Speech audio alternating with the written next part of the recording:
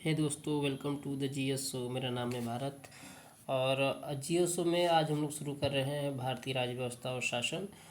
भारतीय राज्य व्यवस्था और शासन में कुल 24 चैप्टर है, जिसको हम क्रमवार से एक एक चैप्टर एक एक दिन में पढ़ेंगे। और आज हम लोग शुरू कर रहे हैं भारत में संवैधानिक विकास का क्रम।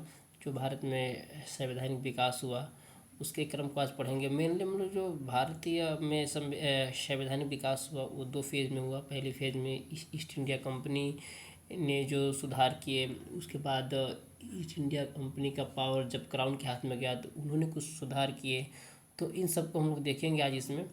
तो सबसे पहले हम लोग जान लेते हैं कि संविधान क्या होता है संविधान।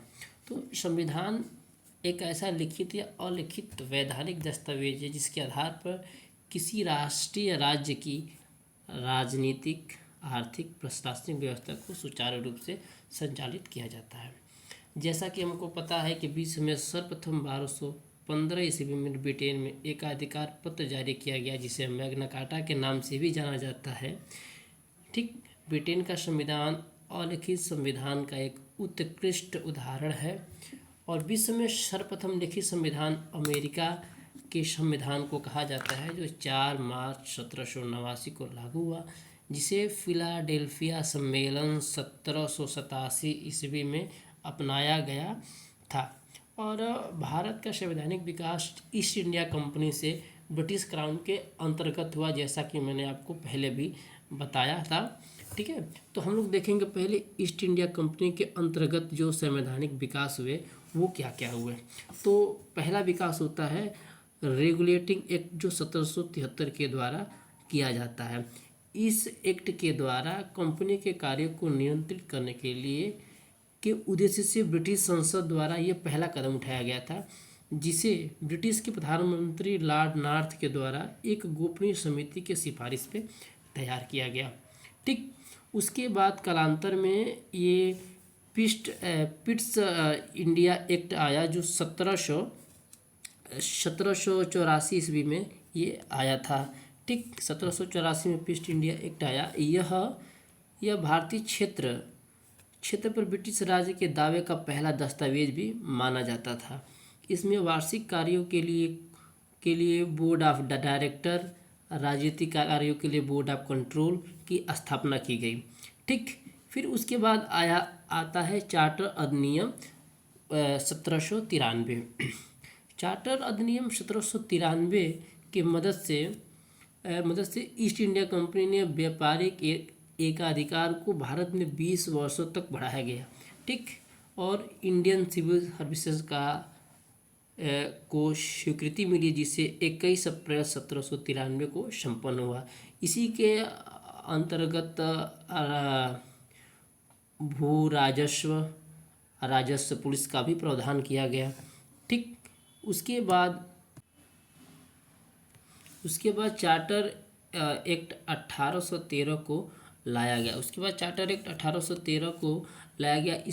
इसने क्या किया, इसने ईस्ट इंडिया कंपनी के व्यापारिक एकाधिकार को भारत में समाप्त कर दिया, किंतु ये ईस्ट इंडिया कंपनी की चाय और चीन के साथ व्यापार को एकाधिकार स्थापित ही रखा। चार्टर एक्ट 1813 में कंपनी के द्वारा गवर्नर जनरल तथा सेनापतियों को नियुक्त करने के लिए अधिकार प्रदान कर दिया गया। ठीक, इसके अतिरिक्त भारत में शिक्षा के प्रसार के लिए 1 लाख रुपये वार्षिक धनराशि व्यय करने की प्रावधान की गई, और साथ ही भारत में ईसाई मिशनरियों को भी धर्म के प्रचार करने के लिए अनुमति प्रदान कर दी गई। उसके बाद आता है बहुत ही महत्वपूर्ण चीज़, 1833 का चार्टर अधिनियम। यह नियम जो था प्रशासनिक विकेंद्रीकरण की दिशा के लिए सबसे महत्वपूर्ण कदम माना जाता है। ठीक, और इसमें सबसे खास बात ये हुई कि जो पूर्व में कानून बनाए गए थे, उन कानूनों को बाद में अधिनियम कह दिया गया। ठीक, चार्टर एक्ट 1853 जो कि 1793 से 1853 ईस्वी के मध्य ब्रिटिश संसद द्वारा पारित चार्टर एक्ट श्रृंखला का अंतिम अधिनियम ये था। ठीक। और पहली इसी इसी अधिनियम के द्वारा पहली बार गवर्नर जनरल की परिषद को विधायक और प्रशासनिक कार्यों को इससे अलग किया गया। इसी अधिनियम के तहत 6 परिषद जोड़े गए जिन्हें विधान परिषद कहा गया।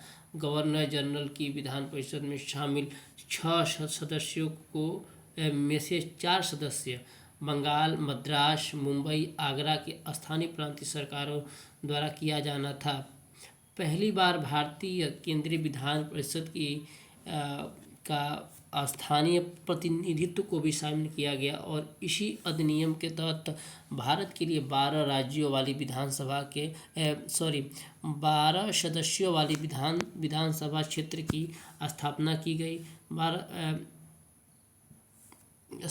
गई। इसी अधिनियम के तहत सिविल सेवकों की भर्ती हेतु खुली प्रतियोगिता का आरंभ किया गया और भारतीय सिविल सेवा के संबंध हेतु कार्य समिति की नियुक्ति भी की गई। जैसा कि अब तक हम लोगों ने पढ़ा कि जो ब्रिटिश ईस्ट इंडिया कंपनी के थ्रू जो संवैधानिक विकास हुए वो 1793 से 1853 तक हुए।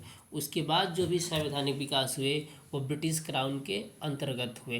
तो इस क्रम में हम लोग पहला पढ़ेंगे आपको भारत शासन अधिनियम 1858। तो इस अधिनियम को 1857 के विद्रोह के पश्चात पारित किया गया था। इसका मुख्य उद्देश्य था 1857 जैसी विद्रोह की घटनाएं की पुनरावृत्ति न हो। इस अधिनियम के तहत शासन ब्रिटिश क्राउन के पास चला गया और भारत में मुगल बादशाह को समाप्त कर दिया गया। गवर्नर जनरल का भी नाम बदलकर वायसराय कर दिया गया तथा ब्रिटिश का प्रतिनिधित्व बनकर लॉर्ड कैनिंग भारत के प्रथम वायसराय बने। इस अधिनियम के तहत द्वैध शासन प्रणाली को समाप्त कर दिया गया और नियंत्रण बोर्ड को भी समाप्त कर दिया गया। इसके बाद आया भारत परिषद अधिनियम 1861। इस अधिनियम से प्रतिनिधित्व का समावेश किया गया। ये जो अधिनियम था इसमें जो कितना प्रतिनिधित्व होगा उसका समावेशन किया गया तथा वायसराय की परिषद में भारतीय प्रतिनिधियों को भी शामिल किया गया और वायसराय की शक्तियों का विकेंद्रीकरण किया गया। और लॉर्ड कैनिंग ने 1862 ईस्वी में गठित केंद्रीय विधान परिषद में पटियाला के महाराज नरेंद्र सिंह और बनारस के राजा देव नारायण सिंह तथा सरकार को भी शामिल किया। ठीक। और इसके बाद आता भारत परिषद अधिनियम 1892।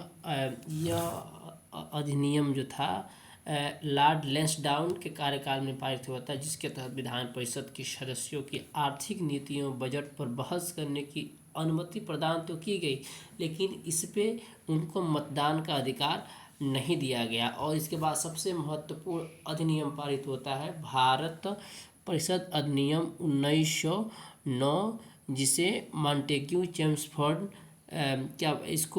मार्ले मिंटो सुधार भी कहते हैं। इसको मार्ले मिंटो सुधार के नाम से भी जाना जाता है। तो इस अधिनियम को हम जानते हैं मार्ले मिंटो सुधार के नाम से जानते हैं। उस समय लॉर्ड मार्ले इंग्लैंड के राज्य सचिव तथा मिंटो जो थे भारत के वायसराय थे। इस अधिनियम के तहत पृथक निर्वाचन के आधार पर मुख्य सांप्रदायिक प्रतिनिधित्व प्रदान किया गया तथा सांप्रदायिकता को वैधानिकता प्रदान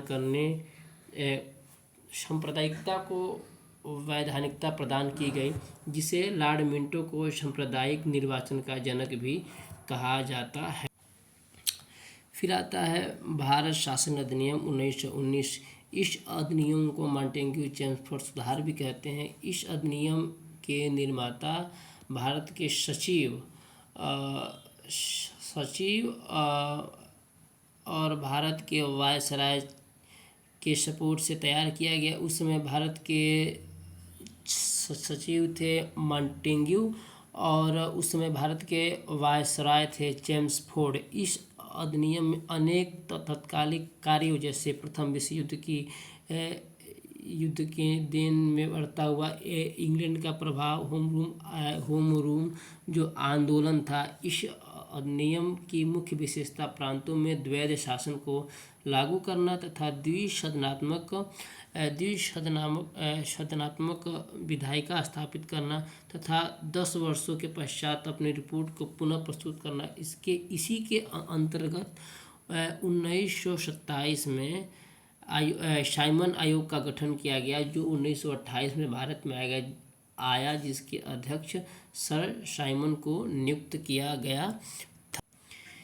इसके बाद भारत शासन अधिनियम 1935 को इंट्रोड्यूस किया गया। यह अधिनियम राजनीतिक दृष्टिकोण से भारत के संविधान में विशिष्ट स्थान रखता है, क्योंकि भारतीय संविधान का 75% हिस्सा, 75 से 80% हिस्सा भारत सरकार अधिनियम 1935 से ही रखा गया है। इस अधिनियम में साइमन आयोग की रिपोर्ट, नेहरू समिति की रिपोर्ट तीनों गोलमेज सम्मेलन को समायोजित करके इस अधिनियम को पेश किया गया, जिसमें अखिल भारतीय